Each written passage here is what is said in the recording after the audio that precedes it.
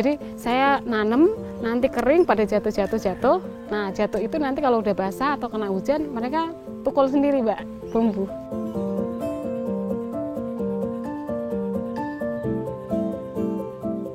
Saya melakukan rosella organik karena kan produk saya semuanya PIRT. Dan sekarang lagi proses untuk Badan POM. Semua produk saya itu masuk lab. Kalau saya pakai pupuk, apalagi pestisida kimia, pokoknya kimia ya, itu saya nggak lolos Mbak. Jadi pengennya saya tuh petani-petani yang sekarang milenial ya gitu, itu petani yang sehat, petani yang organik, yang alami.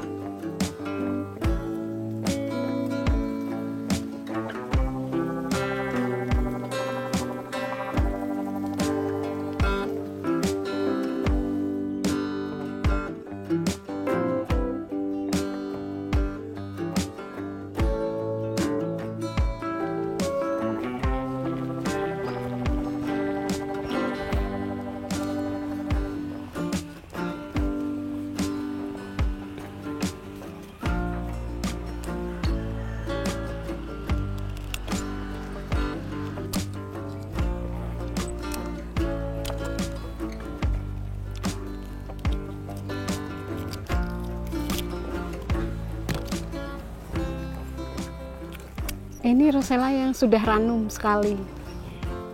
Ini bisa langsung dikonsumsi karena ini organik dan alami. Rasanya asam dan crispy, enak.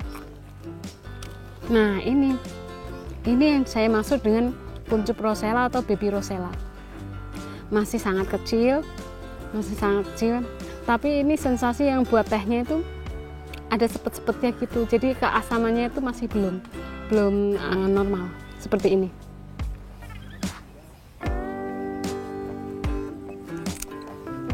Ini rosella yang siap panen. Sini sudah ranum, bijinya sudah tua, sudah menguning, dan ini sudah agak terkopek. Ini bijinya yang saya buat kopi.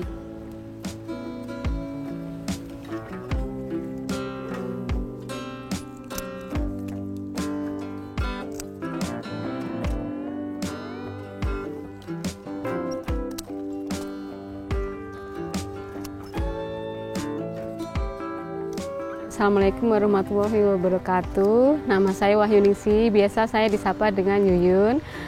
Saya seorang ibu rumah tangga. Saya membuat kebun rosella ini awalnya awal pandemi 2019. Waktu itu saya sebenarnya tinggalnya di Jakarta, Mbak. Karena suami kerjanya di Jakarta, saya ikut di Jakarta. Cuman karena pandemi, akhirnya kan ada WFH tuh. Nah, di situ ada WFH, saya ikut-ikutan pulang kampung ke sini. Karena hobi saya itu bertanam, berkebun. Kok terbersit, ya ngapain ya kegiatan di sini ya? Biasanya kan di Jakarta, di kota kan banyak kegiatan gitu. Nah, di sini untuk menyibukkan diri karena nggak bisa keluar-keluar kemana-mana kan, akhirnya saya berkebun.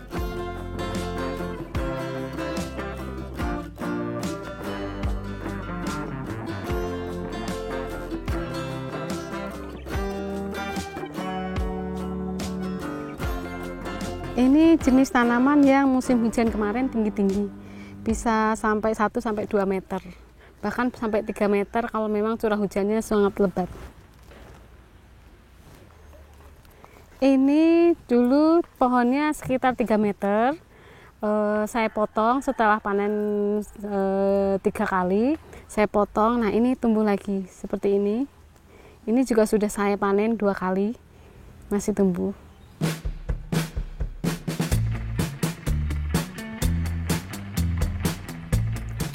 Alasan saya potong atasnya ini supaya tumbuh tunas-tunas baru lagi. supaya tumbuh dengan bunga rosella baru lagi. Karena kalau nggak tak potong di sininya, di atasnya, itu dia akan berhenti berbunga dan nggak tumbuh dengan cabang-cabang baru.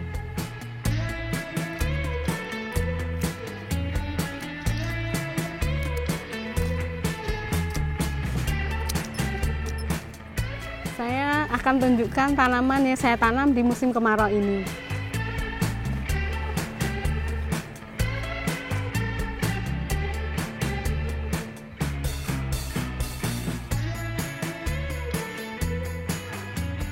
Ini tanaman yang saya tanam di musim kemarau. Pohonnya kecil-kecil tapi sudah berbunga. Ini kira-kira sekitar 15 cm. Nanti kira-kira umur sebulan itu akan banyak cabang dan mulai tinggi. Tinggi maksimal tanaman rosella untuk musim kemarau itu 30 cm sampai 60 cm. Dan di sini saya menanam dua jenis rosella, merah dan ungu. Nah, ini rosella merah. Ciri-cirinya daunnya berjari-jari. Biasanya rosella merah itu banyak cabangnya, minimal ada 3 cabang, dan nanti hasil panennya biasanya bunganya itu kecil-kecil dibanding rosella ungu. Dan biasanya rosella merah itu menghasilkan sampai 5 kilo satu pohon. Sedangkan ini rosella ungu. Biasanya rosella ungu ini daunnya bulat-bulat, bunganya besar-besar, cabangnya sedikit. Nah, ini rosella ungu yang sudah berbunga. Ini berbunga pagi hari, mekar, nanti sekitar jam 10 ke atas akan jatuh ke bawah. Nah, akan tumbuh seperti ini baby rosella.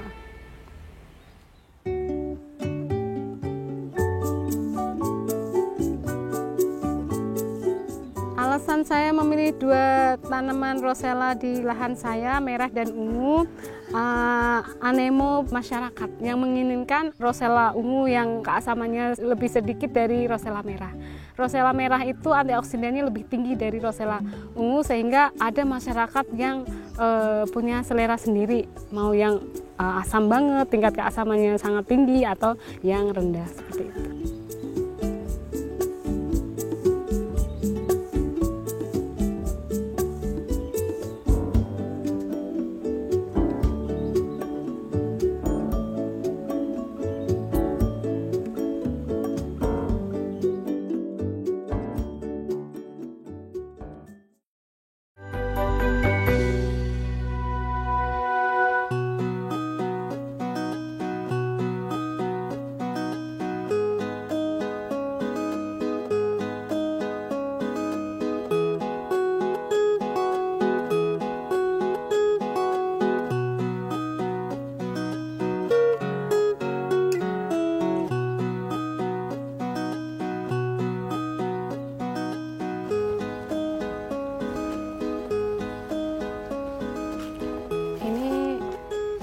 Setelah dipisahkan dari kelopak bunganya, ini bijinya. Secara alami nanti setelah kering akan terbuka sendiri dan mengeluarkan biji-bijinya secara alami.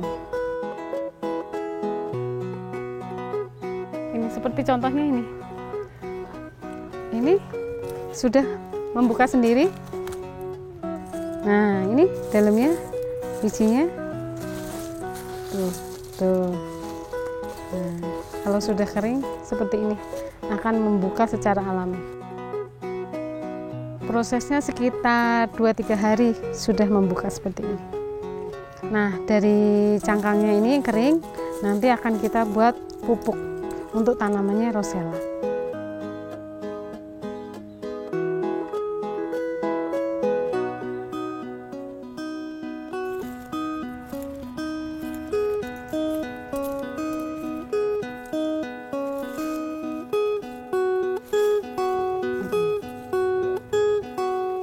Cangkang bunga rosella ini yang sudah keluar bijinya tidak saya buang, tapi saya manfaatkan sebagai pupuk. Ini nanti akan seperti ini, bisa jadi medianya untuk tanaman saya. Ini seperti ini. Nih, kalau sudah kering seperti ini, busuk. Jadi media tanamnya rosella kembali.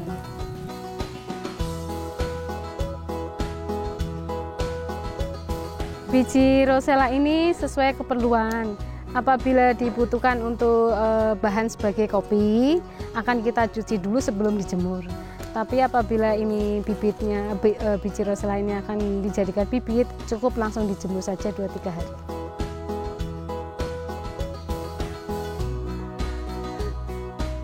Ini biji bunga rosella yang akan dijadikan bibit, ditanam kembali.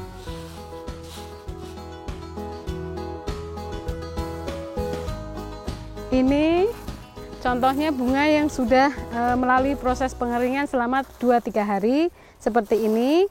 Nah, kalau sudah keras ini artinya sudah kering. Ini siap di packing.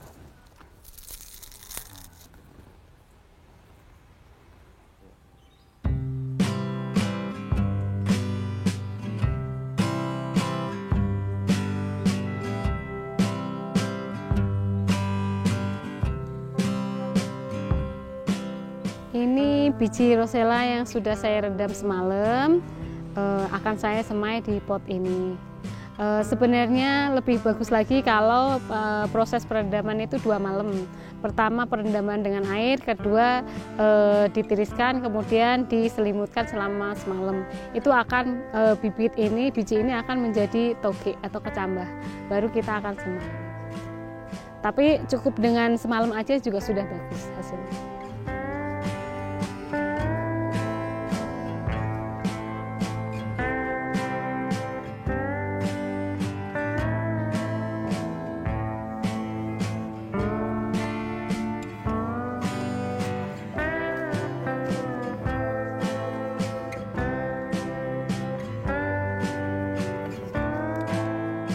Persemaian biji ini setelah disiram cukup diamkan saja, tidak perlu ditutup, paling besok atau lusa sudah keluar togenya.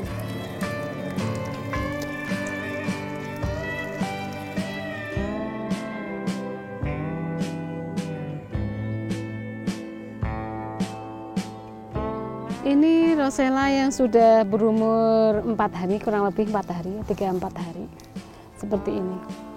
Nah, ini secara bibit itu sudah bisa dipindah, sudah cukup kuat dipindahkan. Bahkan rosella itu gampang untuk nanamnya karena ini satu polybag isi 4, isi 3 bisa dicabut, dipindahkan ke langsung media tanah atau pot.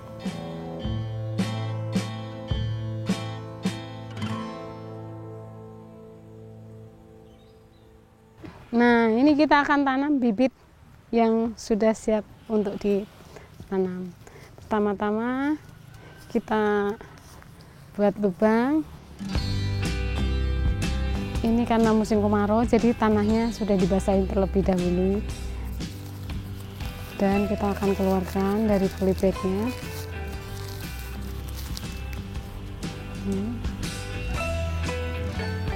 Kita akan masukkan.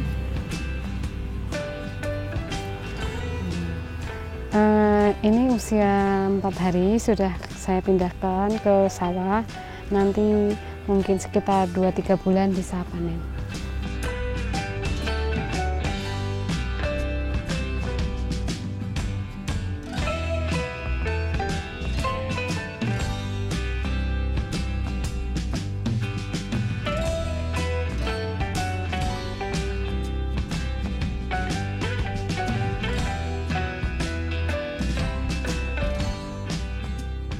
Ini salah satu hama tanaman rosella, ulat kecil-kecil ini. Ini harus dihilangkan supaya daunnya tidak habis dimakan ulat. Nah, ini contoh tanaman rosella yang sudah dimakan ulat. Nah, ulat-ulat ini kalau tidak diambil, dibuang, ini pohonnya, daunnya akan habis.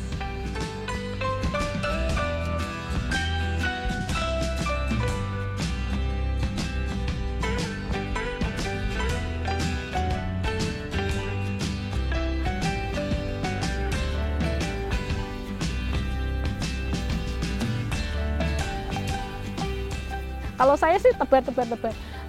Seluas 1.300 ini nggak ada yang pakai biji, semua yang jatuh udah jadi tumbuh. Sebenarnya seperti itu. Dari kemarin udah 3 tahun ini juga begitu. Jadi saya nanam, nanti kering pada jatuh. Nah jatuh itu nanti kalau udah basah atau kena hujan mereka tukul sendiri tumbuh gitu. Nah dari situ yang satu tahun 2 tahun itu saya pindahin langsung gitu, itu jadi banyak. Namanya organik tuh biasanya nggak pakai pupuk ya Mbak ya, perlakuannya tuh sama seperti saya pertama kali nanam di kebun, itu sama sekali saya biarin aja gitu. Jadi tapi karena di kebun itu banyak pohon-pohon, bambu-bambu, daun yang jatuh secara alami jadi pupuk, itu mungkin subur ya Mbak ya. Tapi ternyata pas saya tanam di sawah ini juga malah lebih subur lagi gitu. Konturnya tuh lebih gembur tanahnya ternyata, karena ini kan tanah basah ya. Seperti itu sering diolah diolah terus untuk ditanam-tanamin itu loh. Jadi memang saya tuh nggak butuh banyak penanganan gitu. Paling saya kalau mau nanam itu saya cangkul-cangkul aja gitu, cangkul-cangkul. Tapi nggak sampai ini udah umur hampir sebulan ini belum ada pemupukan. Nanti sampai saya panen itu nggak saya pupuk gitu. Kecuali ya pohon itu kuntet-kuntet, saya kasih pupuk organik yang saya dapat subsidi dari pemerintah atau pupuk kandang dari kotoran kambing itu. Kalau misalnya tanaman saya itu kurus ya, tapi kalau saya biarkan aja udah subur, saya tanpa pupuk sama sekali.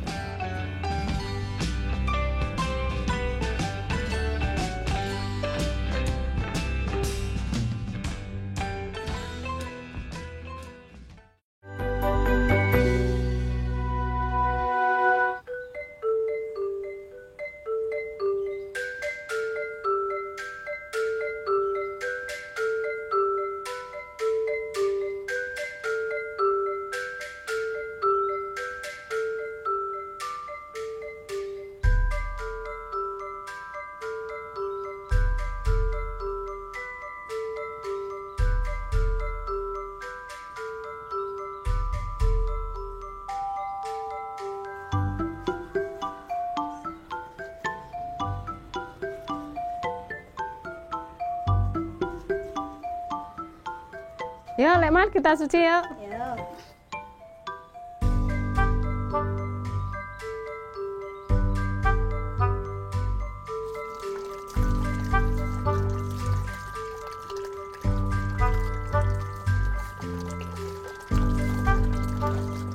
Ini proses pencucian bunga rosella yang akan kita olah menjadi selai dan manisan. Pencucian bunga rosella ini harus dilakukan secara berulang-ulang supaya benar-benar bersih dan bebas dari debu ataupun kuman-kuman. Kurang bersih biasanya agak-agak keset gitu. Nanti ada putih-putihnya ini loh, nanti kelihatan putih-putihnya. Nanti kelihatan kalau misalnya pencucian pertama tuh kotor banget, airnya keruh. Nanti setelah airnya nggak keruh, baru kita selesaikan.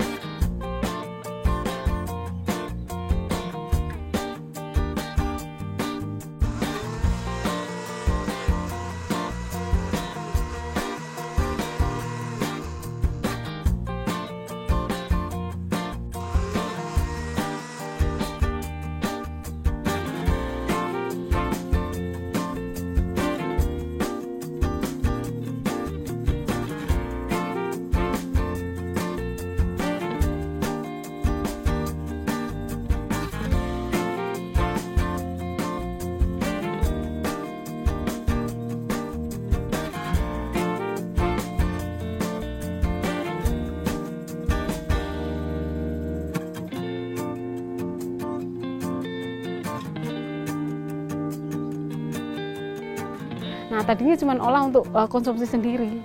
Terus lama-lama suami saya bilang, nih kenapa nggak kamu jual ke teman-temanmu atau siapa yang suka rosella juga gitu.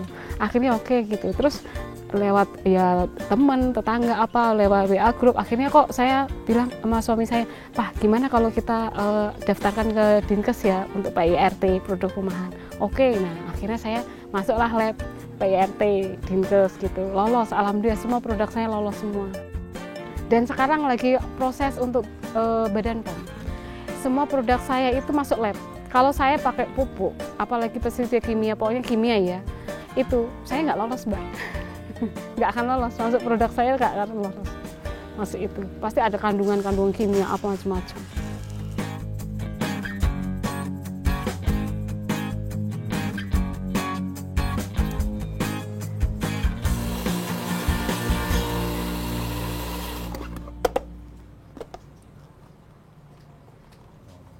Untuk tekstur biji rosella ini setelah dihaluskan kurang lebih sama seperti biji kopi-kopi biasa.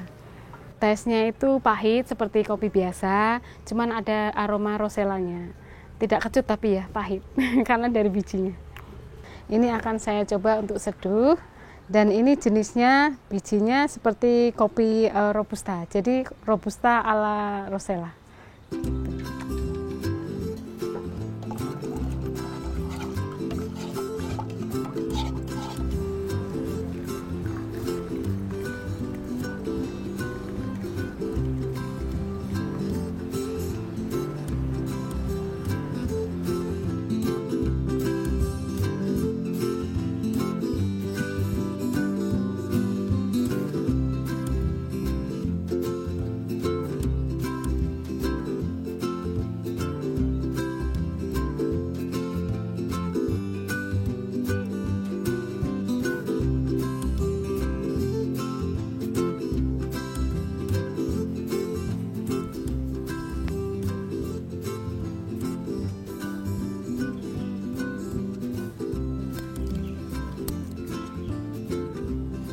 Nah, ini dia kebunnya Mas Angga. Halo Mas Angga. Oh, lagi sibuk nih.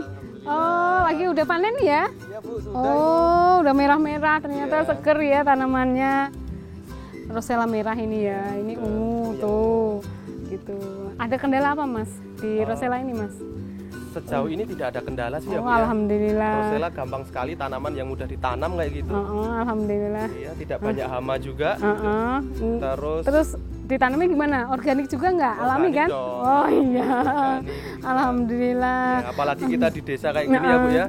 Banyak tetangga yang pada ternak kambing gitu. Kita cuma pakai itu paling. Oh iya, alhamdulillah. Jadi sehat ya hasilnya sehat, juga ya, ya, bagus ya.